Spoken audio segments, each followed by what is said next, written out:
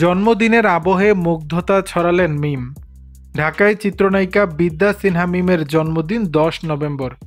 প্রতিবারই বিশেষ এই দিনটিও পরিবারের সাথেই উদযাপন করে থাকেন নায়িকা। এর আগের দিন নিজেকে ভিন্ন রূপে ভিন্ন আবহে ধরা দিলেন মিম। শোনা যাচ্ছে পারিবারিক আয়োজনে এবারের জন্মদিন উদযাপন করবেন এই নায়িকা। তবে মিমের আরও একটি পরিচয় রয়েছে, তাকে বলা হয় ভ্রমণ কন্যা। চিরচেনা অভিনয় ও মডেলিংয়ের বাইরেও দেশ বিদেশ নানা প্রান্তে ঘুরে বেড়াতে পছন্দ করেন নায়িকা। জন্মদিনের এমন আবহের মাঝেও থেমে নেই তার ঘোরাঘুরি। গত রোববার 9 নভেম্বর কিছু ছবি প্রকাশ করেন মিম।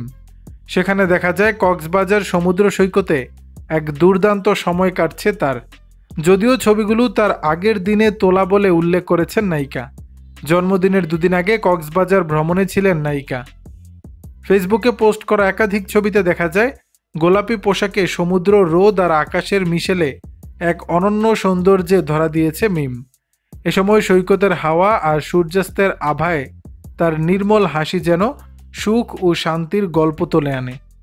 দর্শক, ছবিতে কেমন লাগছে বিদ্যা সিনহা মিমকে জানাবেন নিচের কমেন্ট বক্সে।